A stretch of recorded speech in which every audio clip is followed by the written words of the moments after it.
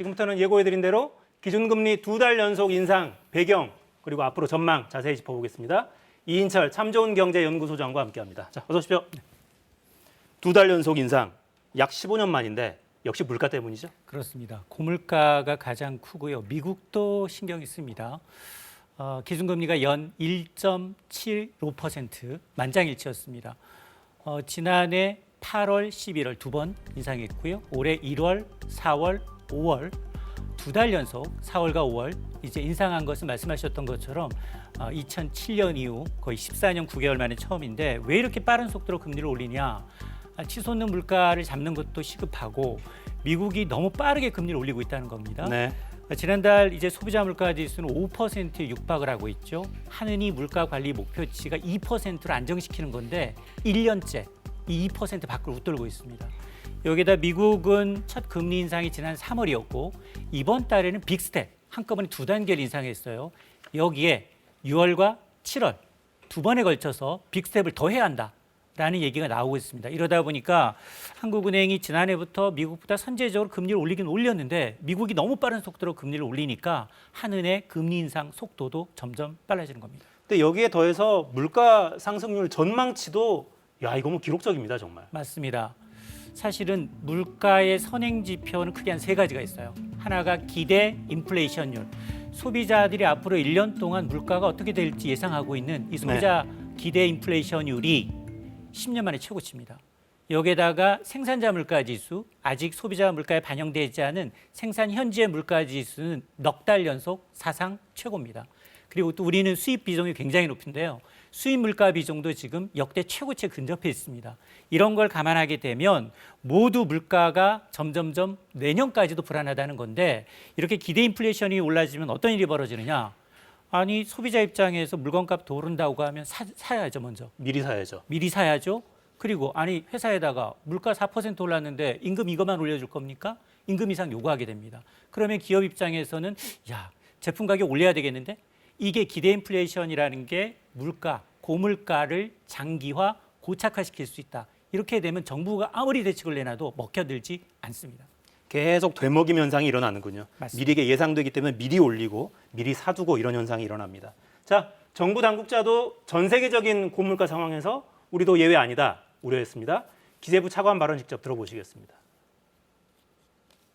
특히 국제 곡물 수급 우려가 심화되면서 개도국의 경우에는 물가 상승을 넘어 식량 안보 문제로까지 번지고 있습니다. 우리도 예외가 아닙니다.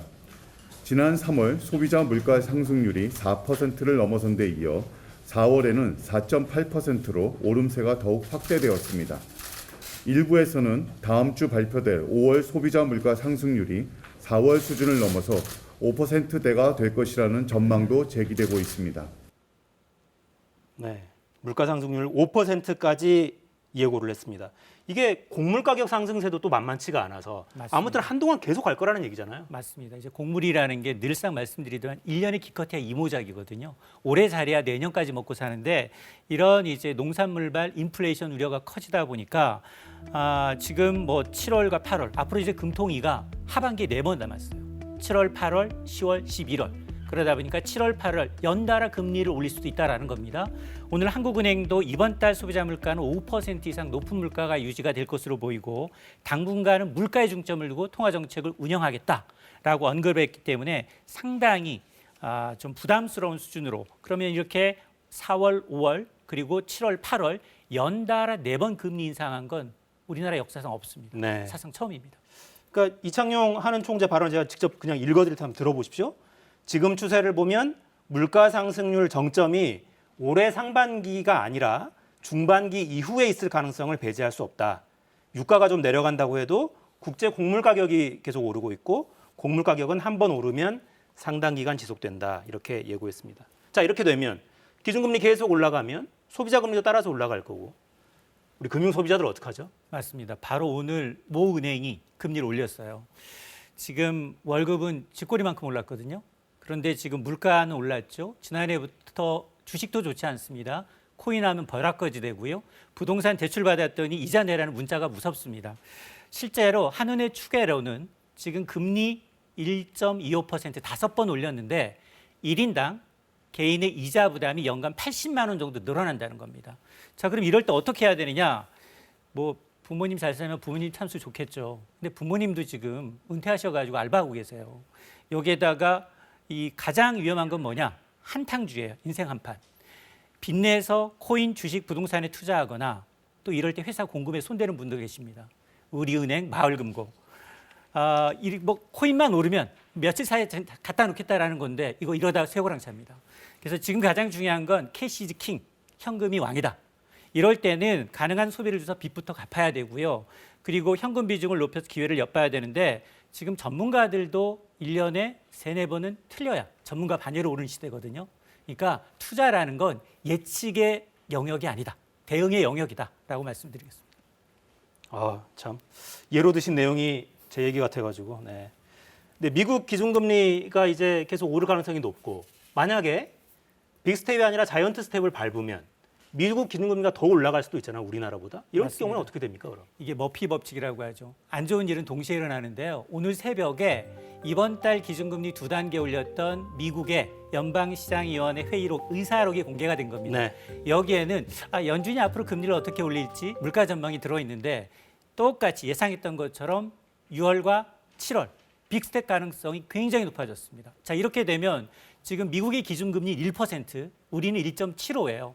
6월과 7월 미국이 빅스텝 2번 하면 기준금리 역전 현상이 발생을 합니다. 물론 오늘 이창용 총재는 역전 가능성 커진 거 맞다. 그럼에도 불구하고 감내 가능하다라고 시장을 안정시키고 있는데 이게 한 달 전과 뉘앙스가 달라졌어요. 이창용 하는 총재가 이제 인사청문회 때 뭐라고 얘기했느냐? 우리 미국처럼 빅스텝 안 해도 돼. 배제했어요. 근데 바로 이번 바뀝니다.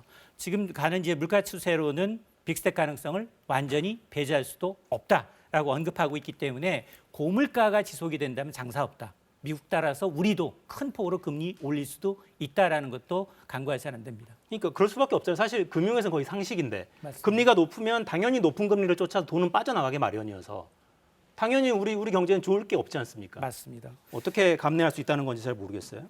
자, 경제 성장률 전망치는 또 내려가죠. 맞습니다. 이게 올해 한국은행이 올해 우리나라 성장률이 2%로 떨어집니다. 물가는 4%고요. 수입 줄어든다는 얘기예요. 올해 성장률 전망치 기존의 3%에서 2.7%로 낮췄지만 물가 전망치는 3.1에서 무려 4.5%예요. 네.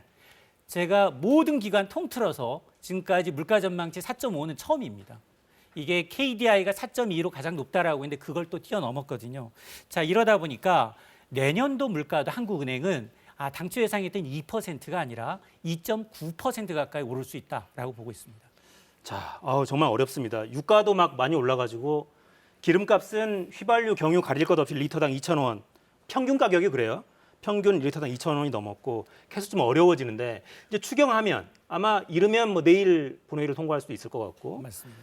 돈이 풀리면 경기 부양엔 도움이 되겠지만 물가는 또 당연히 자극을 할 거란 말이죠. 맞습니다. 59조 원의 현금이 풀립니다. 현금이 풀리면 당연히 물가에 대한 우려가 커질 수밖에 없고요. 그러다 보니 한은이 오늘 2차 추경과 관련해서 뭐라고 얘기했느냐.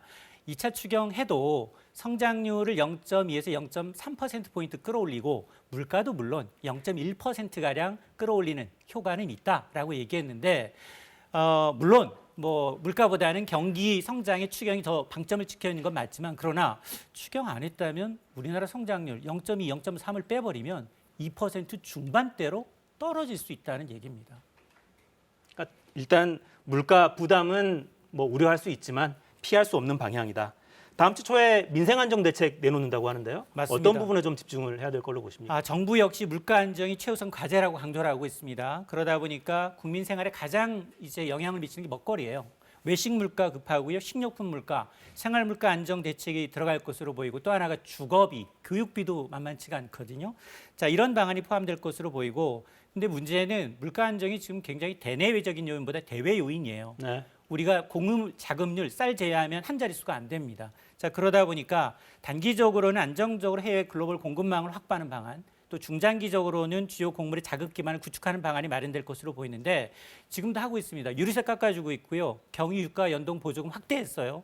여기다 자동차 개별 소비세 인하 조치 연장됐고요. 수입 할당 관세 인하하면서 물건 들여오고 있는데 문제는 전 세계적 공통적으로 고물가 때문에 정권이 바뀌고 시위가 이어지고 있습니다. 그래서 지금은 정쟁보다 먹고 사는 문제가 가장 시급하다라는 점을 잊지 않아야겠습니다. 네. 고유가, 고물가, 고금리 속에 새 정부 순항할지 참 걱정입니다. 자, 마무리하겠습니다. 이인철 소장이었습니다. 고맙습니다. 저는 내일 돌아오겠습니다. 4시엔 사사건건.